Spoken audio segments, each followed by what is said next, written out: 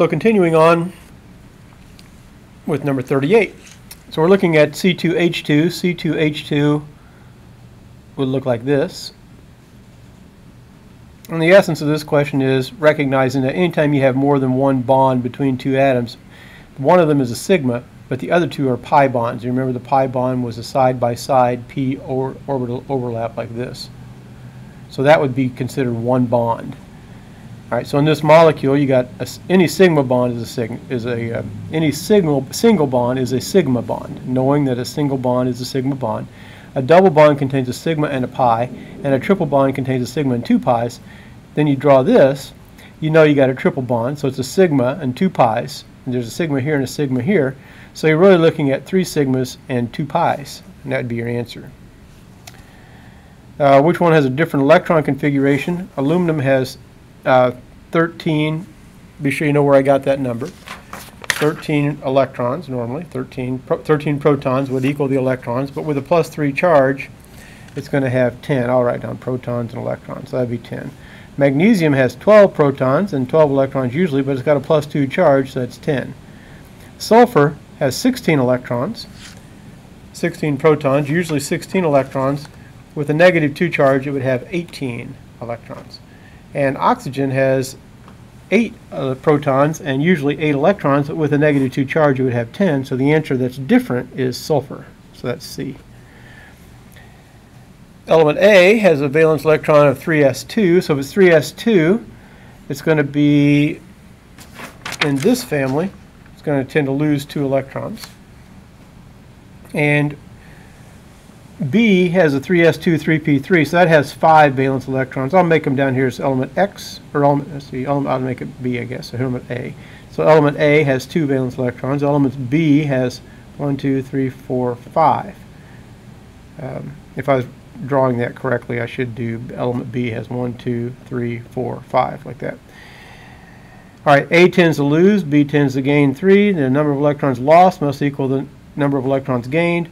So if I put an electron here and an electron there, I have not added 3, but I've used all my A electrons. So I have to get another atom of A with 2 electrons, and I can put one of those here. That makes the B happy.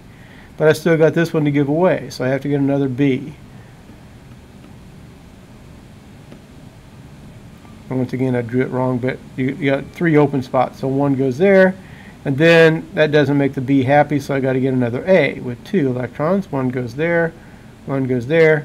And now I've given away all the electrons from all of the A's, and the B's are filled, so I have a total of 3 A's and 2 B's. So it's A3, B2, so the answer is C. All right, calcium combines in a 3:2 ratio like this. So that means that calcium, which has 2 valence electrons, and there's 3 of them, is going to give away 6 electrons.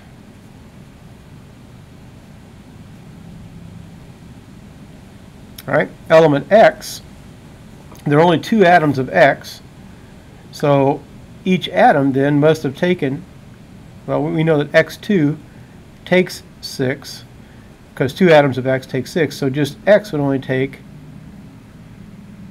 3. So element X can take 3 electrons. Let's run through that again. Another way to think about it, you have Ca3, X2 is a different way to look at it. Calcium is going to give away 2 electrons because it has 2 valence electrons. So when it loses 2, it's +2. So we could say that the total positive charge here is +6. Element X is going to take all 6 of those, but there are only 2 atoms of it, so each one's going to take 3. Aluminum has 3 valence electrons. It'll look like this. So it has 3 to give away. Element X could take 3, so they would combine like this in a 1-to-1 ratio. The answer would be D. Okay, the difference in isotopes is the number of neutrons. So this one has 2 more neutrons. That's just a kind of a definition question. All right, 43. If you got 20 positives, 18 negatives, you're going to have a net charge of +2.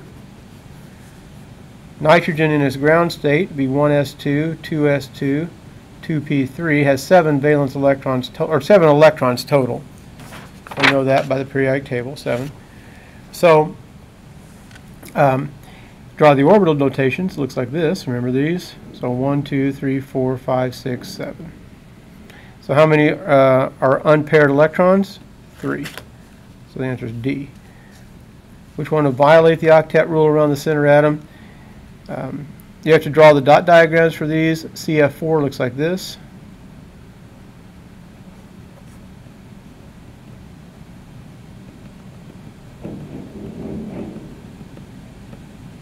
I already drew hydrogen earlier, so I'll skip that. The one that violates the octet rule is SF4, and I'll run through why that is. Okay, so sulfur has 6 valence electrons. Fluorine has 7. 7 times 4 is 28. So you have 28 and 6, which is equal to 34 total valence electrons. If you set up the picture just two-dimensionally like that, and put your 4 F's on there, of those 34 electrons, I now have 8 in my picture, which gives me 26 dots to put in. So if I put 6 here, and 6 here, and 6 here, and 6 here, that's 24 of the 26. I still have 2 more to put in. The 2 more go around the center, and now I have violated the octet rule, made a trigonal bipyramidal electron domain geometry, and turned it into a seesaw molecular geometry. All right, so that answer would be SF4. In 46, the weakest attractions are going to be between the smallest molecule that does not exhibit hydrogen bonding. Water has hydrogen bonding because it's set up so that hydrogen is bonded to a highly electronegative element inside the atom, or inside the molecule, like this. So that sets up a hydrogen bond to form between here and here. So that's the hydrogen bond. But it's set up by being with this. So they're stronger than any of these intramolecular attractions. So if you see those, they're the strongest of the weak attractions. So then we eliminate hydrogen bond as being the weakest. So then we're comparing these three. So which one is the smallest? Well, bromine has 80 electrons, or 70 electrons, because bromine atoms have 35. So it's 35 times 2, so it'd be 70 electrons. Carbon has 6 total electrons. Oxygen has 8 total electrons, but it's times 2, so 16. There's 22 total valence electrons there. Iodine has 106 total electrons, not valence electrons, but just total. So the biggest in the molecule here is this. So I would expect that the hydrogen bond for water, and these got this one, this is non-polar, but it's huge. And this is really strong because hydrogen bonds. Those are going to be the ones that stick together the best. Then bromine and carbon dioxide will be the two weaker ones, and we all know that 70 is a lot more electrons than 22. So this is going to have the least electron sloshing, and therefore the shortest lived of those temporary dipoles we talked about earlier. So that one is going to be the one that has the weakest attraction, so it'd be CO2. Turns out water is a liquid, and iodine is actually a solid. So this is big enough that it's even stronger attractions than the bonds between the water molecules, which have hydrogen bonding. Okay, when the bonds are shared equally, what kind of attraction is that? That's sharing evenly creates an evenly dispersed electron cloud, so that would be non-polar. Which describes the bonding in sodium hydrogen carbonate.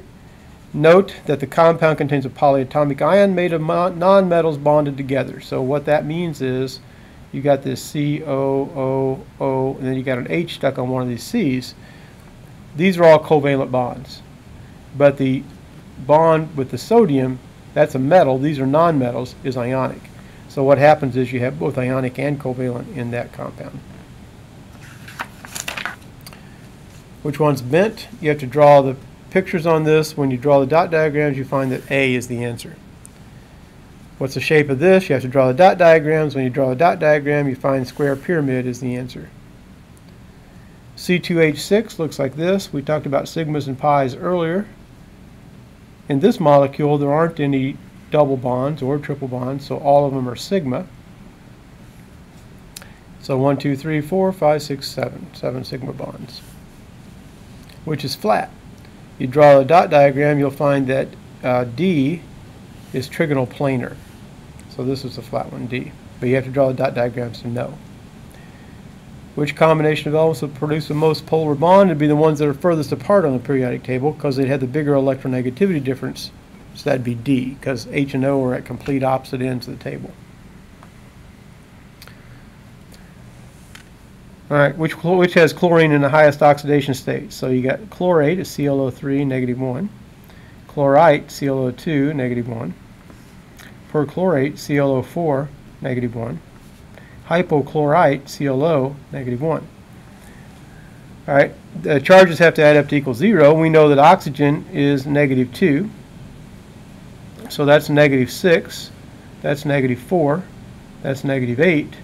That's -2. So in order to equal -1, which one is going to have the highest number for chlorine? Well, that would be +1, because 1 plus -2 is -1. This would be +7. 7 plus -8 is -1. This would be +3. 3 plus -4 is -1. This would be +5, because 5 plus -6 is -1. So the answer would be chlorate, or perchlorate, sorry, C. By the way, if you don't know what these symbols are, just look, they're on the bottom of your periodic table. And now we're down to the formula writing section, so I'll put that in a third video.